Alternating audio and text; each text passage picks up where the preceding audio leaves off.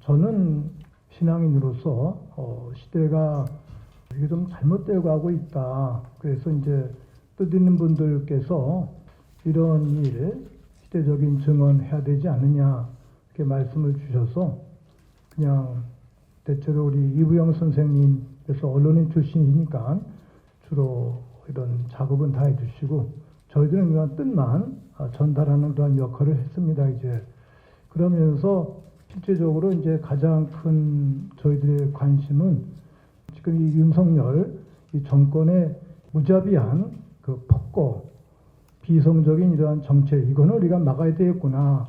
이 공안 정국을 위해서 특히 민주노총, 경찰 또 검찰 난입하면서 이거는 그 모든 독재의 총화, 이게 바로 실체구나. 이런 그 뼈아픈 것을 하고 있는데 그게 뭐 저희 모두의 부족함과 저희들의 탓이 되겠죠.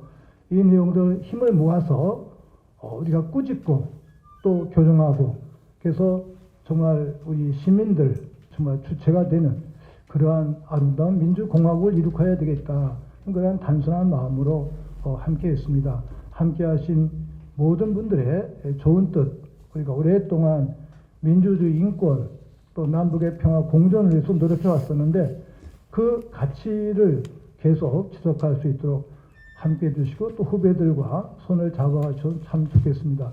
기도하는 마음으로 여러분들께 말씀드리고 호소했습니다. 고맙습니다. 설 앞두고 이렇게 기쁜 소식만 전해도 부족할 텐데 또 뭐 가족도 만나고 즐거움도 나눠야 하는 이 시기에 우리가 이런 그 발언을 하지 않으면 안 되는 대단히 심각한 지경에 이르렀다고 보여집니다.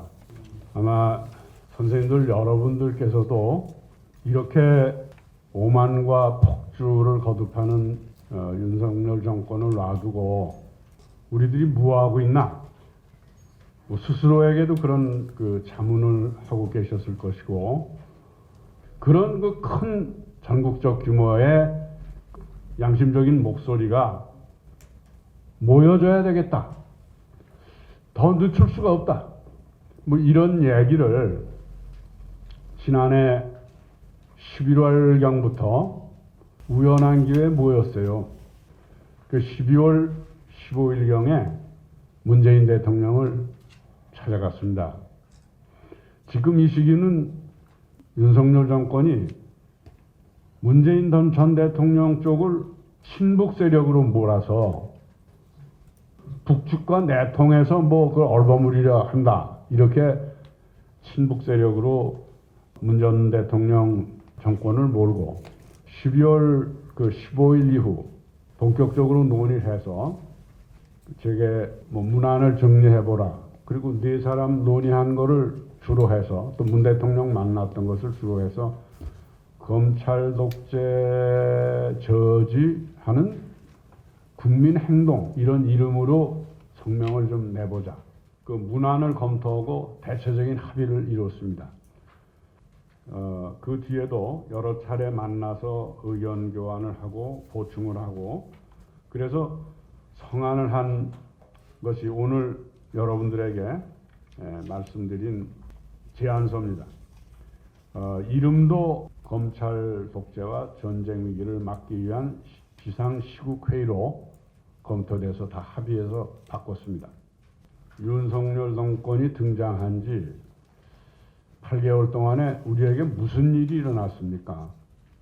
윤석열 정권 등장 이전에 있었던 우리 대한민국 체제가 거의 허물어지고 있다는 것을 느끼실 겁니다.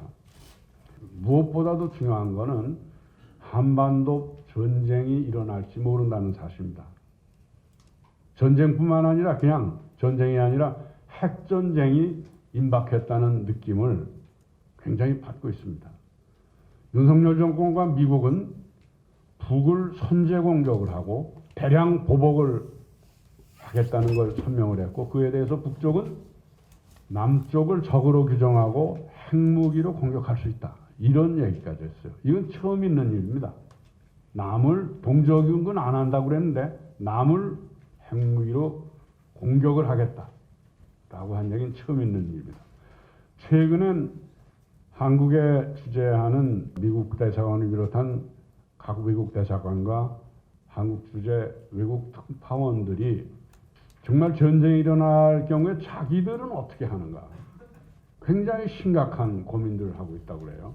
전쟁이 일어난 순간에는 이미 서울과 평양은 완전히 그 양쪽의 막강한 화력으로 불바다 지옥이 돼서 전쟁이 났다 하면 서울시와 평양시는 대피할 틈이 없다. 이런 기사가 최근에 영국의 파이낸셜 뉴스된 타임스라는 기사로 났어요. 남북 양쪽의 정권은 이런 결과를 내다보면서 과연 정치들을 하고 있느냐. 남북 양쪽이 그렇게 쑥대밭이 난 다음에 정치는 무슨 정치예요. 다 죽고 없는데. 이런 점을 남북의 양정권은 직시해야 된다고 봅니다.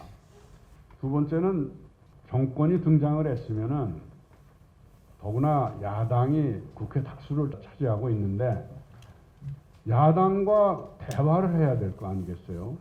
여야 대화 한 번도 대통령과 야당 대표가 만나보지도 않고 야당 의견을 무조건 무시하려고. 그러니까 국회가 제대로 돌아갈 수가 없죠.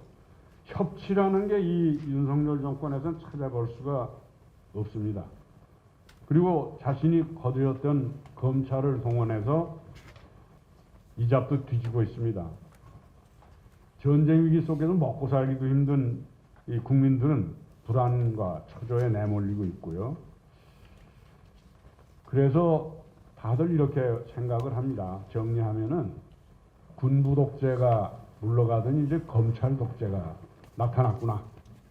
검찰 독재라는 말로 정리를 할 수 있을 것 같습니다. 그리고 또 두드러지는 게 언론 탄압이죠. 언론 자유 탄압입니다. MBC, YTN, TBS, 더 탐사. 이것도 모자라서 방송통신위원회의 간부 직원을 TV조선을 먼저 번 점수 평가하는데 부당하게 낮게 평가했다고 구속을 해버렸어요. 우리가 지금 프레스센터나 광화문 근처에서 못하고 이 기독교회관으로 와서 기자회견을 하게 된 게요. 그쪽에서 우리의 오늘 이런 것 같은 것을 프레스센터나 도대체 그 모든 걸 미리 써내라고 그래요. 다 불어가 되고 있습니다. 언론과 표현의 자유를 원천적으로 지금 막고 있는 거예요. 그 밖에 이 정권이 출범하자마자 뭐 오늘 당장 민주노총을 국가보안법 위반 혐의로 압수수색하고 또 관계자를 연행하고 있다고 그러잖아요. 이 노동조합을 그렇게 탄압을 하고 뭐 이런 일이 그전엔 없었던 일 아니겠습니까? 재벌이나 이쪽에 대해서는 그렇게 특혜를 주고 세제로도 여러 가지 그 특혜를 주고 있으면서 이러는 게 참 문제가 있습니다. 친일하는 게 무슨 자랑거리입니까? 아무리 보수 정권이라도 친일 문제에 관해서는 정말 조심 다 했어요. 이젠 막 내놓고 합니다. 한반도에 전쟁 위기가 오고 또 남북이 대립이 극대화되니까 그거를 이용해서 친일을 합리화시키려는 겁니다.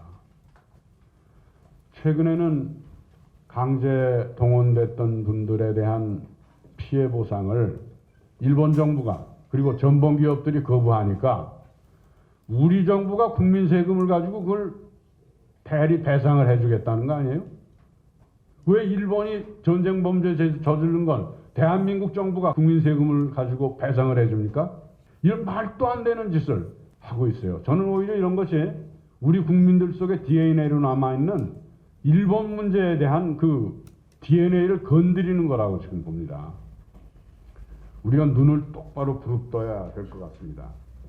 이제는 민주주의를 지키고 온갖 희생을 거치면서 여기까지 일궈온 식민지 경험을 한 개발도상국으로서 유일하게 민주화와 산업화를 달성한 선진국 소리를 듣는 이 나라를 완전히 다시 후진국으로 되돌리는 윤석열 정권, 그 권력의 핵은 검찰 독재입니다.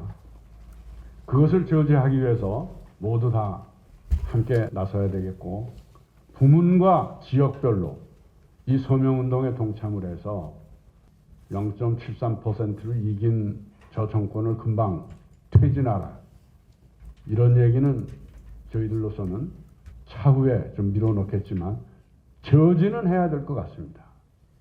그 모두 서명에 동참하고 그 서명을 확대하고 오는 3월 1일쯤에는 전국적인 그 기구로 실효성을 갖도록 해야 되겠습니다. 감사합니다.